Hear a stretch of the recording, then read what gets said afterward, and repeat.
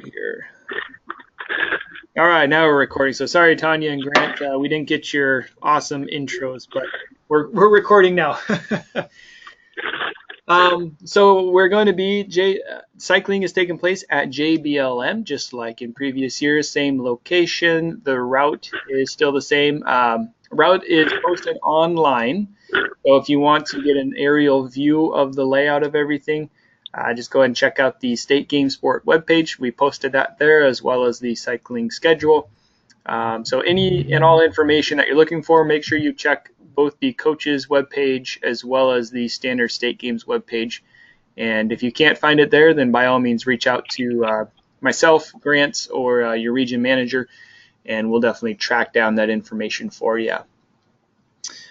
Yeah, so cycling's at JBLM, and then anybody who will be requiring housing, you will be housed at PLU.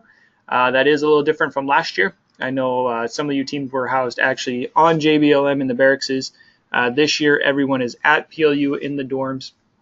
So that's going to be nice. We can bring everybody together, even for the dinner dance. It'll be right there on site. That way you're not having to travel a whole lot right after competition.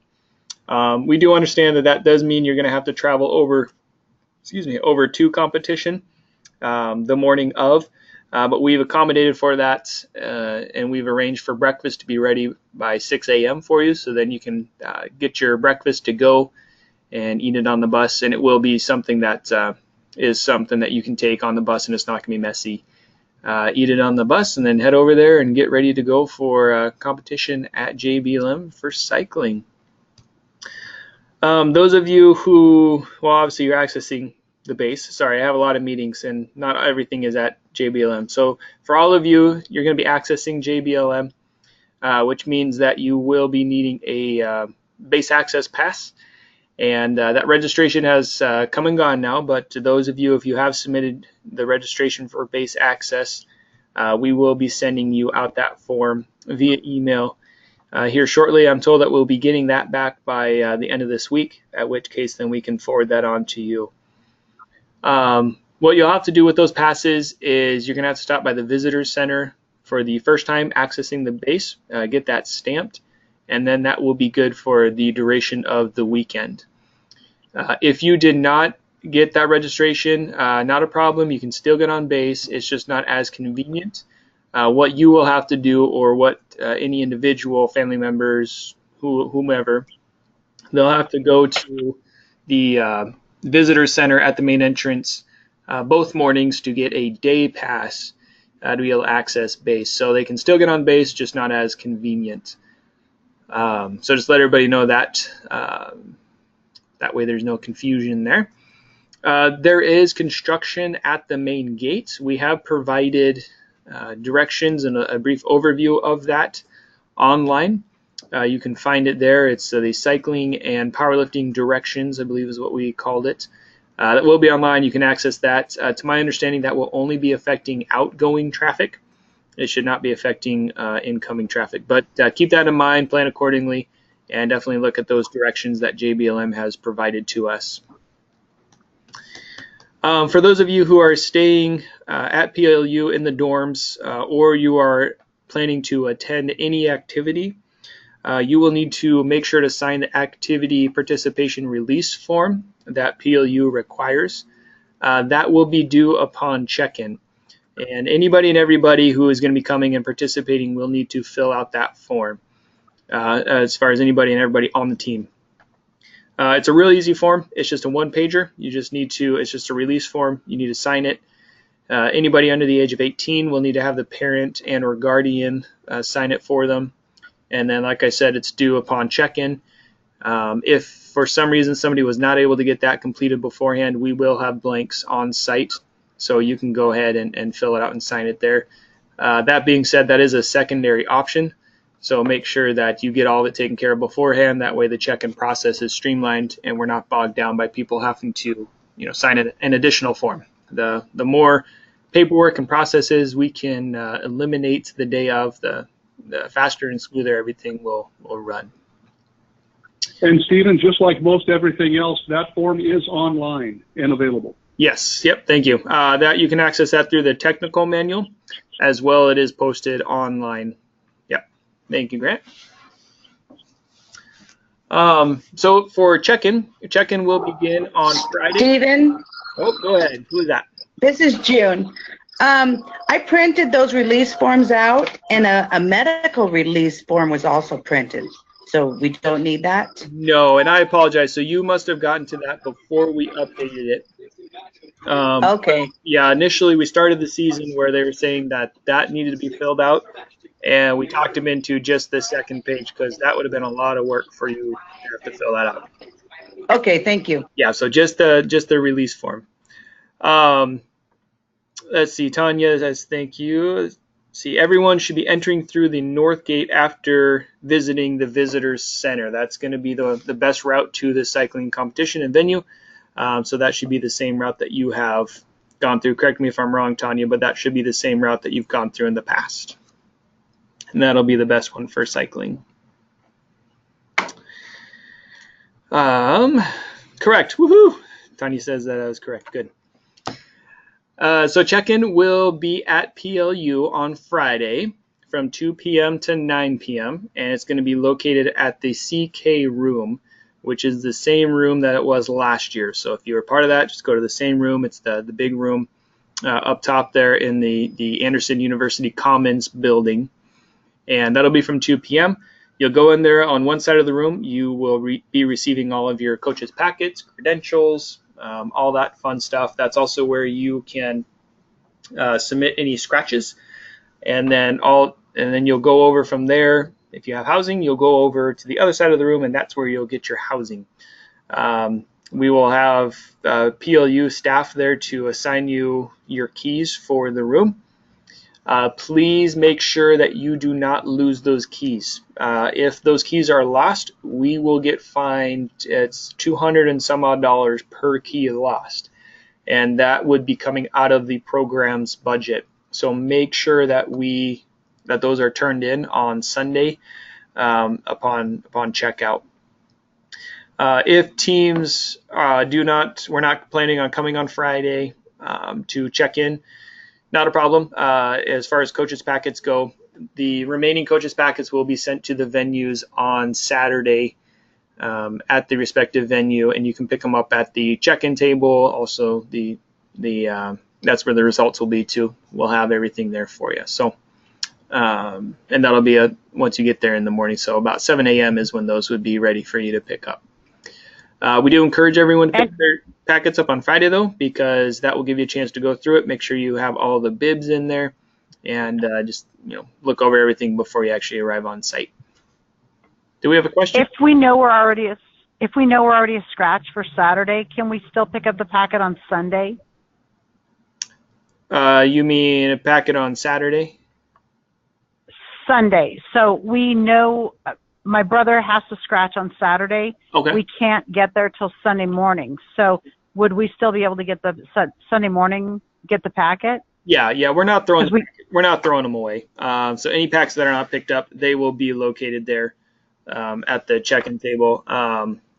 Yeah, it'll be right there at the trailer. It's the same check-in table that we've had before.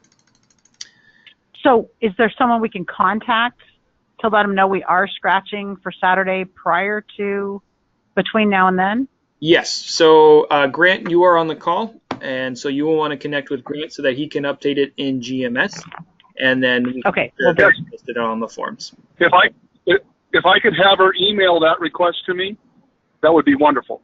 Okay. Perfect. Yeah, just email me and then I'll put that in my file. Great. Thanks, Grant. Excellent. So that's what you'll do there. You'll get your housing assignments. And then on Friday, once you get all checked in and good to go, then we will roll into our Friday evening festivities, which will be the staging for opening ceremonies, performance stations, as well as opening ceremonies themselves. So to get us started with opening ceremonies, the first thing that's going to be happening is the performance stations, and those will be going from 5 to 6:30 p.m. And I'm going to go ahead and let Samantha talk on that, and then I'll continue with the remainder of Friday evening. Hi, everyone. like Steven said, I am the Health and Wellness Manager here at SOA, and we're doing a performance station this year along with opening ceremonies. And the idea behind the performance station is that athletes will leave with a better understanding of the connection between their health and fitness and their athletic performance. And I'm excited to have this performance station as part of the opening ceremonies and those festivities and kicking off the weekend, because I think it really reinforces the idea that this is something that athletes should be considering as they get ready for the weekend of competitions. So when athletes arrive, they'll go through a few stations. The first is the competition readiness station, where all the athletes will receive a checklist that goes through the different ways you should be preparing for your competition, the different things that you pack for your competition to make sure that you are ready to go. They'll also visit a nutrition station where we give out a healthy snack of some kind. We have a hydration station that's always really popular. Athletes seem to like it a lot. Everyone that goes through the performance station will get a free water bottle at the hydration station, and they will fill it up right there. And then we have options of different things that they can put in their water to infuse it and make it more flavorful. And we do that to show an easy alternative to the more sugary drinks like Gatorade or Powerade, or just an easy way to make staying hydrated a little bit more exciting. And then the final station is the physical activity station, where athletes will make sure they have a plan to warm up and cool down before and after their competition, and then they'll go through some basic exercises with the volunteers there. And then we'll also have a local opportunities table at the performance station with some more information about some of our programs that athletes can do with their teams throughout the season to focus on their health and their fitness. And that's it. It's pretty quick and easy, but definitely still informative for the athletes, and we keep it fun as well.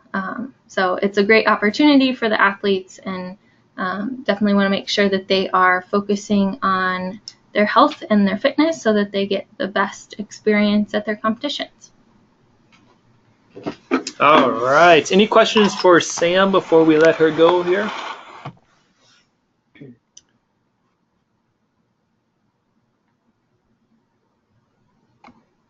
Okay. Perfect. And yeah, so that will be part of our staging process for opening ceremonies. So as I was saying, 5 p.m. to 6:30 p.m. Staging will actually start at 6:15 p.m., possibly even a little bit earlier. So if a team individual wants to go through performance station before staging, so they get there at 5 and we haven't started staging, not a problem. They can still go through performance station. They will then get a stamp on their hand, and that will let us know when they come back for staging that they've already gone through it and they're good to go. That, and if they're carrying their free water bottle, will be a pretty good indication too. So yeah, we're excited. It's going to be great. We will not have the full scope of athletes as we've had in the past.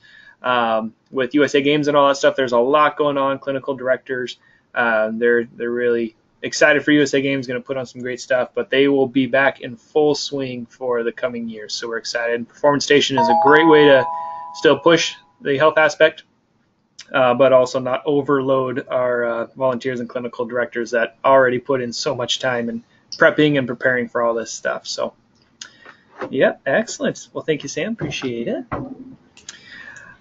So the staging will be from 6:15 to 7 p.m. Those teams that arrive after 6:30 will not be guaranteed a spot within order.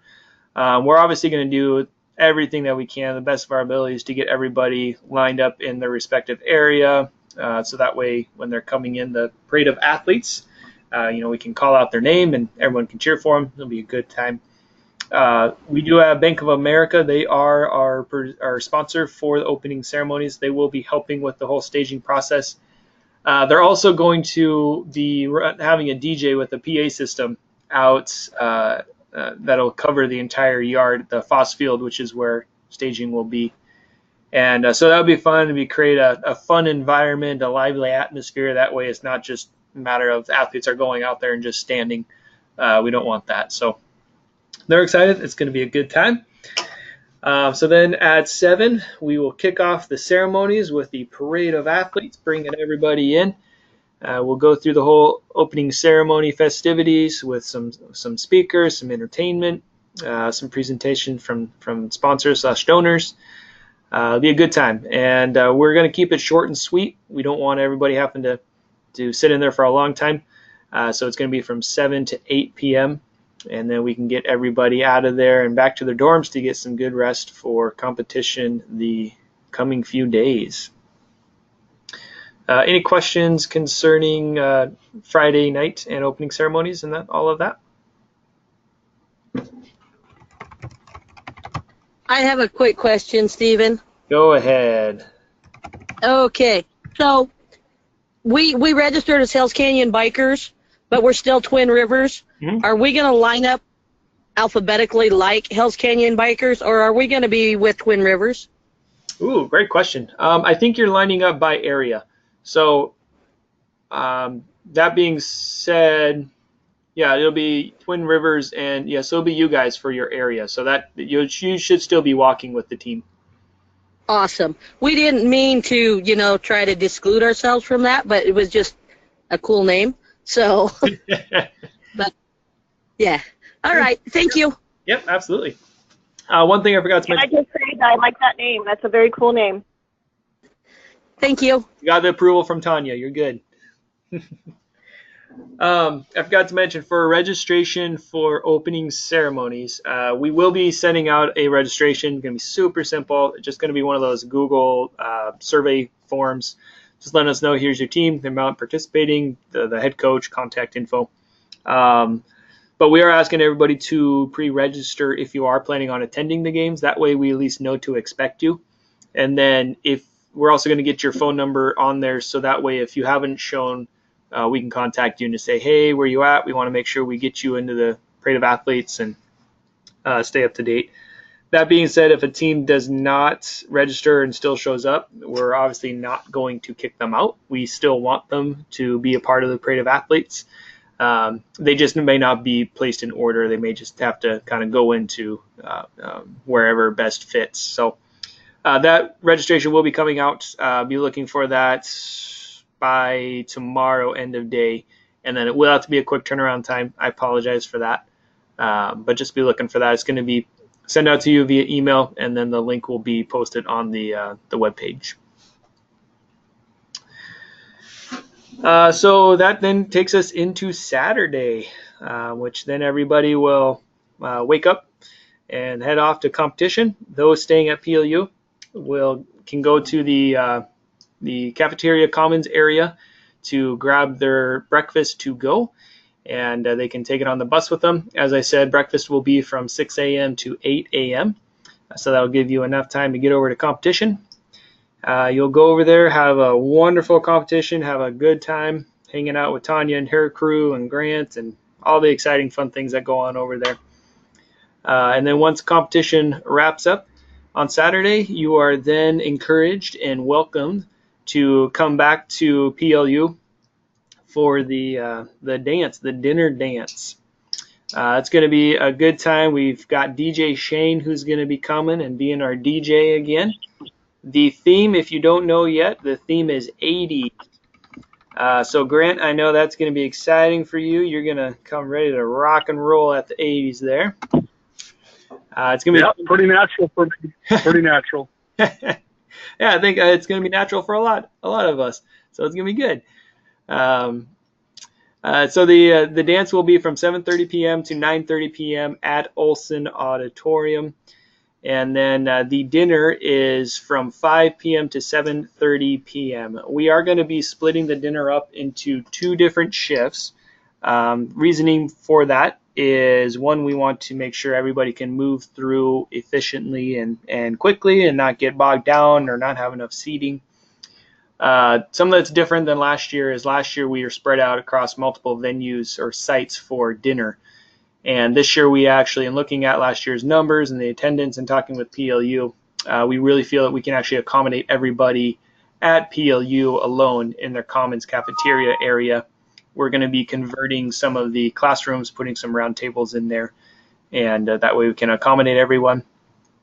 So there will be 2 shifts. US Cycling, since you will be traveling from your venue, we want to give you enough time to be able to get back, get showered up if you can, which obviously we highly encourage, and then be able to get over to dinner. So you will be in the 2nd shift, and we'll be sending out the dinner schedules and shifts prior to the weekend.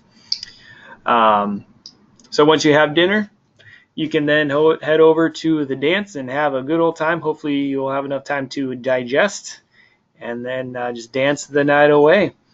During the dance, there will be an activities tent that is available, or that'll be set up towards in the back in a big tent behind the field house.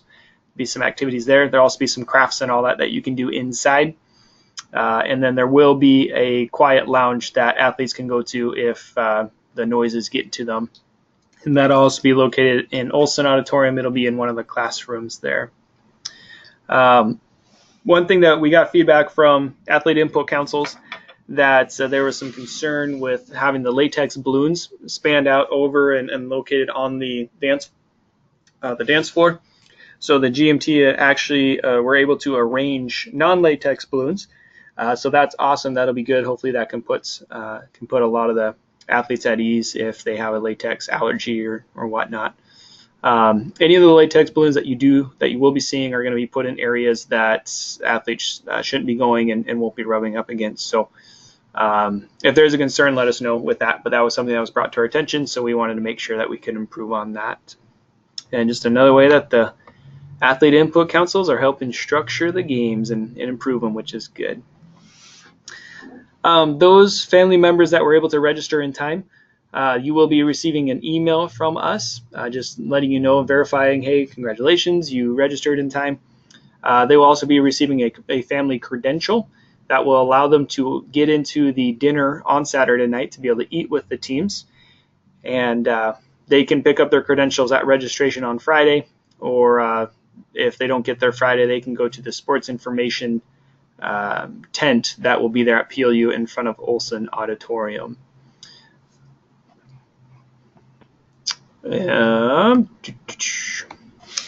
We'll also be having Olympic Towns running. There will be an Olympic Town at Cycling JBLM. It's going to be awesome, great time. To my understanding, you're going to have your laser tag. I believe a photo booth will be there. You're going to have a petting zoo, all the fun stuff. So definitely make sure you go check that out. And then if you end up making it back to JBLM during the day, from 9 a.m. to 4 p.m. on Saturday, there'll be an Olympic Town operating there in the field house. And then also again at 9 a.m. to 2 p.m. At the field house. The Cycling Olympic Town will be open from 8 a.m. to 4 p.m. On Saturday, and then Sunday 8 a.m. to 2 p.m. So last year I know there's some confusion about them shutting down before people expected, so just make sure that you look at that schedule and that you get there before they close down. Oh, let's see, where are we at? Also at PLU, there will be some food trucks available. I think right now we have a total of 6 secured. We're trying to get some more.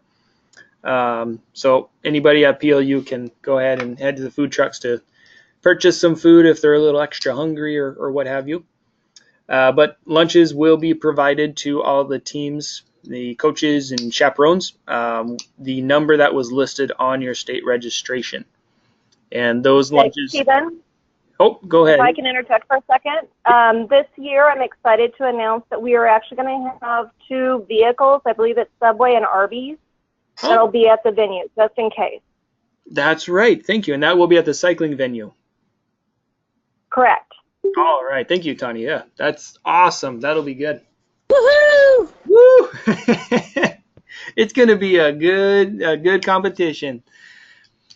Perfect. So yeah, there will be that. So family members, anybody, again, if you want extra food or they just need food, then they can head over to those vehicles.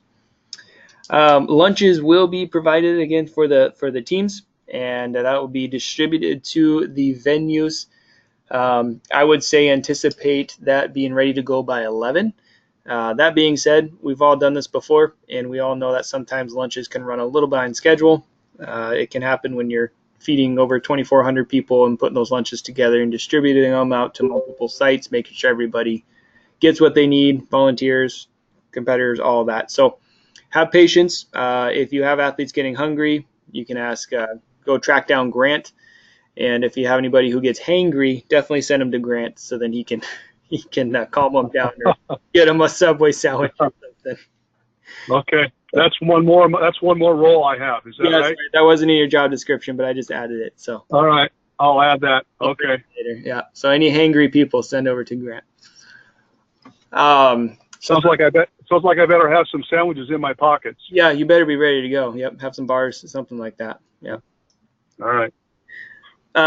There will be a small bottle of water provided in the lunches, but we obviously encourage everybody to bring your own water bottle, and there will be water buffaloes there on site. So definitely hydrate. Have them be refilling their water bottles and drinking a lot. And then, as Tanya was saying, we've coordinated, and we hope to not have a porta potty issue again this year. And then, yeah, Sunday lunches as well. Another good competition day, and then everybody will pack up and head on home. One thing that you will notice, just kind of going back to PLU, is we have a shuttle service scheduled now for this year.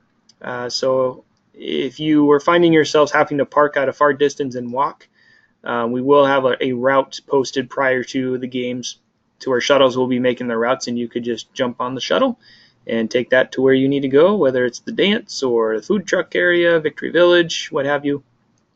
So that will be going. So keep an eye out if you feel that that's something you could utilize. And then souvenirs will also be for sale at PLU as well as at the cycling venue. And that's about Stephen, covers it. Yeah, go ahead. Stephen, I wanted to clarify just so that we're all on the same page. Transportation between PLU and the base, that's not provided. That has to be something that each team is responsible for. Is that correct?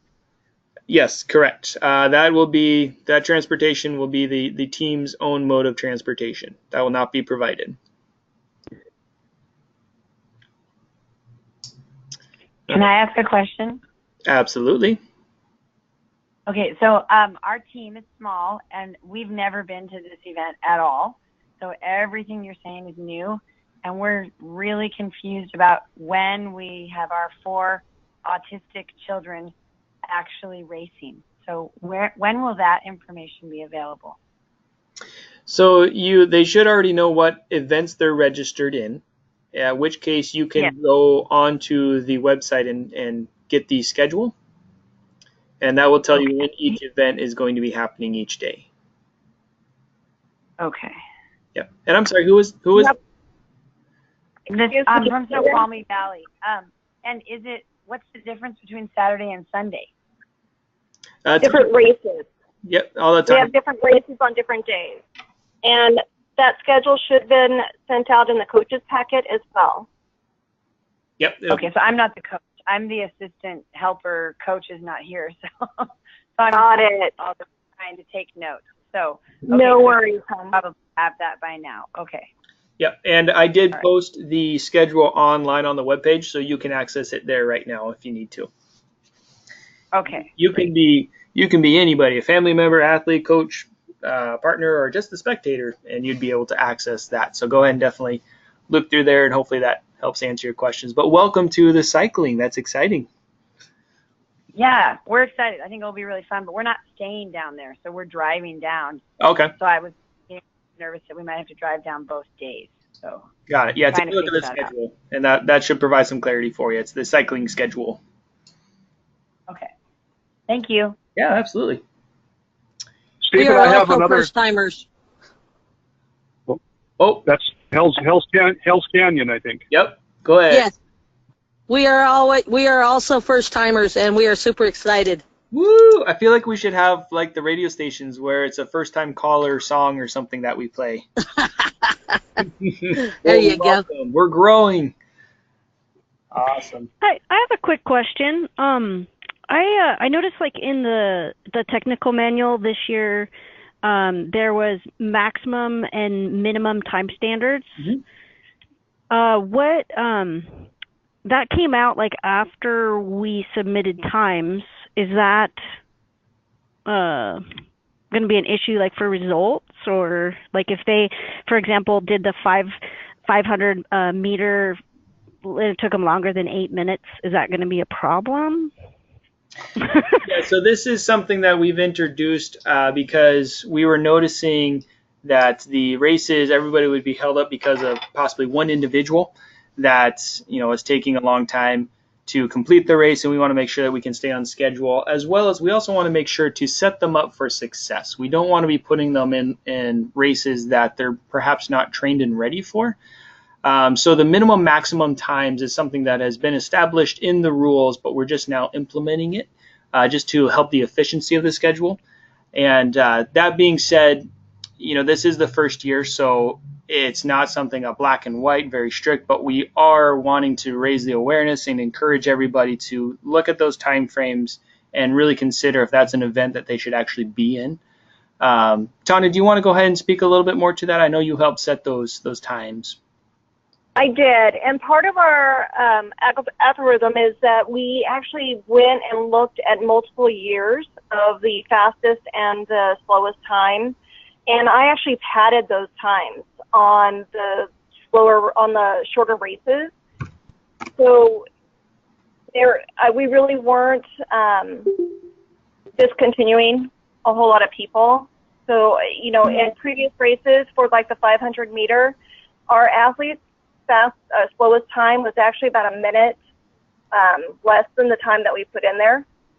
And so per the results of how we came up with this data is what we put in there. Yeah. Okay, I was just curious how that was going to go, or like if they were penalized if they went over the, or I mean, like for the longer distance riders, if they were like too fast, you know, is that good or bad? Well, completely understandable. And here's what the thing is too, is that, you know, if we're looking at the shorter distances, what we're looking at is making sure that we're able to move that race on a timely manner. We have 16 races that we need to get through in 2 days. I mean, it's an insane amount of races, right? And we don't want people out in the sun and having, you know, stress on race on top of race on top of race. We wanted to be able to kind of make sure that we're taking ownership of the time that we're utilizing our races with some smart criteria within that mix. So these times are not going to affect your results. What it will do, though, possibility and going forward, is that it will affect the placement of who can register in what event. So similar to categories in like track or swimming, that type of idea? Correct. Yeah. So it's what you can categorize yourself in order to register for the event. It's not affecting your in the event, because the registration part is the given, right? Those are your results, and so it shouldn't affect the end result. Okay, great. Thank you. Yep. Perfect. Thank you. And just to clarify too, I know that I'm sure some of you have been hearing about the maximum effort rule. That will not be applying at cycling, just so everybody is aware of that. Grant or Tanya, is there anything that you feel that we need to cover that perhaps I missed? I do have a question for Tanya too, and maybe you, Stephen. I did notice that each morning there's around 7 o'clock coaches meeting. Is that pretty important for our coaches to be aware of, at 7 o'clock at the base? It is super important. That's where we get our rundown of how the day is going to run, if we have any feedback from the base on if there's going to be a delay in any of the races, if we have a heads up on it. This is also a good time where the coaches come in and give us any scratches that are for that day that we can just be on top of. And then this is also the time where some of the coaches with more advanced athletes will ask to see if the athletes can do a trial run, 1 lap around. And I try and get it set up by close down and by 7:30 so that the more advanced athletes can actually get through 1 lap within that before 30 minutes is up, so that we can begin our races and start staging at 8 and start by 8:15. So that meeting is really super important, and most of the coaches that are on the channel know about it, that have been there for years before, and I'm just super, super excited to have new teams and more teams join us. It's going to be an amazing time, guys. Okay, good. That's good for me to know, Tanya. I'll emphasize that here on the eastern side as well, that's pretty important to be at. Perfect. Thank you so much. So Hell's Canyon, that means you guys. Yes, sir. All right. Are there any? Oh, Stephen, Stephen, I would like to emphasize, as I've been looking through all the requirements, and I know that most of you are veterans at this, but it appears to me that, man, I tell you, things are going to go a lot smoother if each coach can prepare with all these forms and with all the things that are online that need to be done in advance, not waiting until the day of. That's really too late. And even access to the base, I understand, there needs to be that ID prepared, and that needs to be with each person. So any of that kind of additional prep in advance of the weekend will really help it make it more of a positive experience.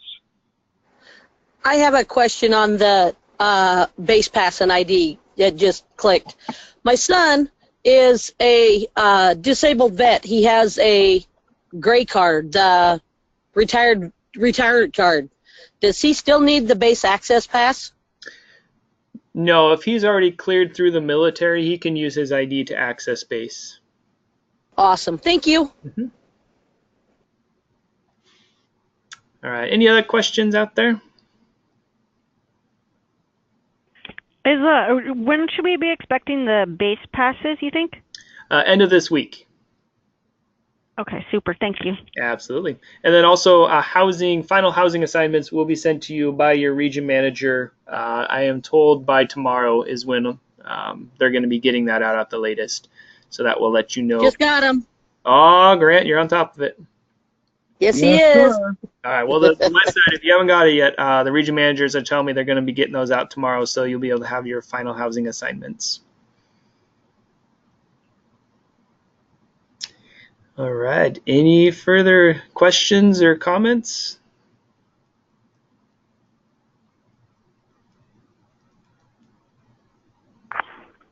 Hey guys, this is Tanya. So just so you know, just because I know that there's some new teams on here and I wasn't aware of that, I want to just, help you out with a little bit more information about how the race is run and, what it all entails, right? Because you're coming into this blind. So when you get to the base, we do the coaches meeting, we get all set up. There are areas where you can have your camp teams that are along the race path. And then there are areas in the back where you can set up little tents and whatnot. So you can be able to really make yourselves at home and pick out your spot so that you can actually be on this line cheering the athletes as they come across. Some of the most important rules and engagement that we can't iterate enough is that it's super important that when a race is going, that nobody can be on the course. Now, we will have fencing blocking it off, but on the ice street where we're going to be holding the 500 meter and the 1K race, specifically because a lot of people go out that way in order to help out with the race, and it's a shorter distance. It's not the whole 5K course. It's really important that, none of the parents, or spectators or the coaches or anybody is on the course while the race is in motion, and then that can actually disqualify your athlete at that time. You need to stay on the side, on the grass or on the sidewalk at the time. Once the course is clear, then it's okay to walk across it and, get back to your team camp. Some of the problems and the reason why this is the biggest concern we have is because it's for safety measures. We do have some athletes that they get really confused if somebody is walking in front of them while they're trying to race. And we want to make sure that we have maintained all safety, as much safety as possible. So when we do the races, I will come out and I have a assistant that is training with me and learning all the bells and the whistles of how to run this event. We will announce right before a race is ready to be lined up throughout the entire area. And it's a huge area, so there's lots of places for you all to set up. And then you go over to a staging area that is right in between where the venue and Olympiatown are. It's right in front of a big line of porta potties. We'll open up the course, and then we'll bring the athletes all over to a side street to where the start-finish line is. What we'll request is having all of the male, I believe it's the way that it's set up, it's female and then male. So all the male athletes will go to the back. If there are team athletes, then they will actually go behind the male athletes, and then female athletes will be up front, and then they will get actually staged by their heat.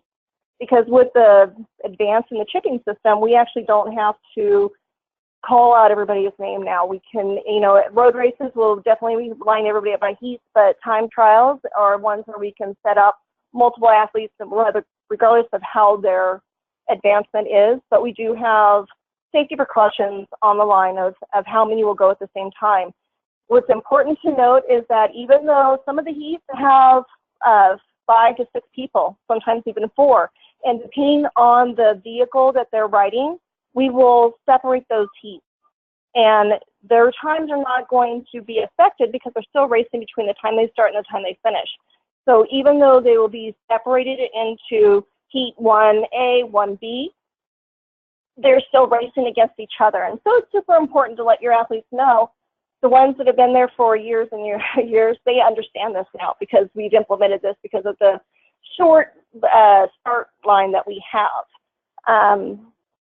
But it works, and the people that have been there before can attest to that. It seems to be a very positive thing because we'll set them up at the start line with a successful go, as opposed to being stressed out because they feel like they're crowded. So that's something that, I know the first year we implemented, they were like, well, I thought I was just racing with these two. Why am I now not with this other? Why am I with this other group? So we just try and explain to them that you're still all racing in the same heat. You're just not racing at the same time. So, and if you have any follow-up questions based off of the information I just gave you, please let me know. I have a quick question. Sure. Did you say so they put they're gonna have the chips in the bibs, and then you said something about not on the helmet but on the bars? Yeah. How does that work with a tandem? Well, you still have a metal bar, right? You still have handles. Mm-hmm. So it'll be placed on your handlebar. But would it be does it matter which rider?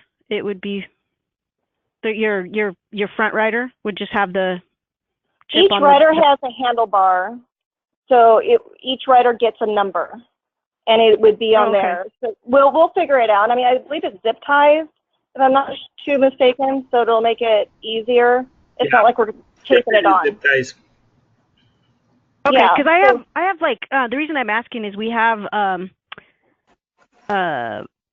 different bikes that might be multiple riders. Does that make sense? Like same people on different bikes for different races. Yeah. So what's super important then with that, and thank you for bringing that up because I thought that there might be an issue with this, just like our situation we've had before with helmets being shared, right? You had to take it off and then put it back on. So I completely appreciate that question. Thank you so much. What we can do is make sure we just have excess zip ties. And what's really important for the coaches and any of the helpers is to cut them off, and hold on to them until their racer is in the event. And then we can just give you another zip tie, give you extra zip ties. Perfect. And then their number that goes on the handlebar will match their bib number so we can just double check, cross check. Exactly. Perfect. Thank you. You're very welcome. I have a question. So we have a tandem bike that is a recumbent bike. And does the athlete have to have his hands on the handlebars at all times? Yeah, that is a good question. Yeah, good question. I don't know as if there is a rule that states that. That being said, they need to be participating. Are you talking, is it a tandem or a side-by-side? It's a tandem. A tandem, okay. And he is participating. He is pedaling. So is that a case to where, is it a safety concern? How are they staying on the bike? Do they have really good balance? It is a recumbent bike, so they're sitting on this, like on the ground. Oh, yeah, okay. I don't know the rule on that. We'd have to look into that. Tanya, correct me if I'm wrong, but I'm thinking that would not cause for disqualification, but we would have to look into that for sure. We would definitely have to look into it, but I would agree just because the hands aren't making the power, the legs are. Correct. Exactly. And as long as the athlete is putting in the effort and doing the work, then I don't see a problem with that. Honestly. Awesome. Yeah, he is pedaling. He just doesn't hold on to the handlebars. He's doing his thing. Okay. I can appreciate that.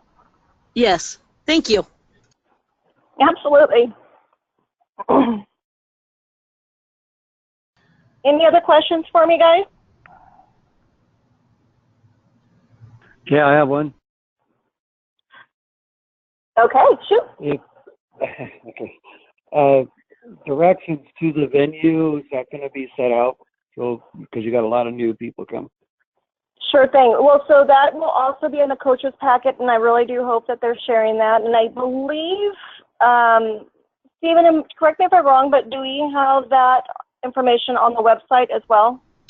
Yeah, so JBLM provided us with directions for the cycling and powerlifting teams how to get from the base, the entrance to the cycling venue. So you can access that, and it's, let me see, I'll get you the exact wording of what those directions are. While you're doing that, just so everybody knows, we also put up signs as you come into North Fort. Now, exit 120 is the gate. Now, there's two different options for that. And what Stephen was talking about before was there's the main entrance, and then there's North Fort, or North Gate. The main entrance has a visitor center where you'd go in and check in. But you're not going to enter through that security line. What you're going to do is you're going to come back out of the visitor center, and you're going to turn left and follow the path, and there are signs that say to go to North Gate. And through North Gate, there's not going to be any barriers. It's going to be a straight on, it's like an L. It's an L shape just to get to the venue. You're going to take that one street, that 41st Division Street, all the way to the end, and you're going to land on I Street. You're going to turn left on I Street.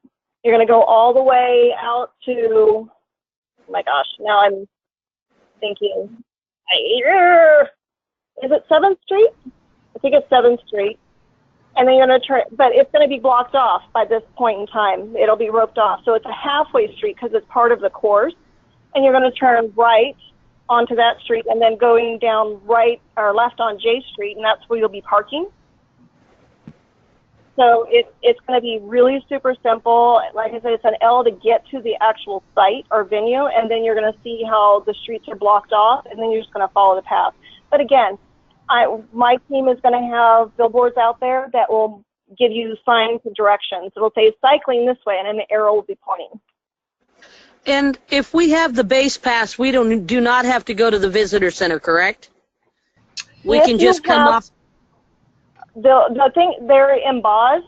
So if you have the physical pass that was delivered by mail and it's embossed, you see the elevation in the paper, then you're fine. You don't have to go to the visitor center. If you have to pick up a pass at the visitor center, then that's when you have to go. Got it. So we just come off the highway, take North Fort, and head straight there. Got you covered. Yes. Awesome. Perfect. Thank you. You're welcome. And looking at the directions here that JBLM provided, Tanya, it looks like it's coming from the main gate, not north. So that's not where it should come from. Yeah, it should be come from the other one. So let's touch base and let's get those directions posted up there. If you just want to give me a bullet point, I will make sure to get that in a document and posted and sent out to the coaches. You know what? I already have a document that has the directions and also has the route layout, I think. So I can get that to you, and then we can get that circulated. Perfect. That'd be great. I probably have it, but that'd be great if you could send it to me so I'm using the right one. You got it. All right. Great questions. Any more of them out there? I know we're 5 minutes over, so we want to be respectful of your time, but we also want to make sure you get your questions answered here. So go ahead and fire away if anybody has any more questions.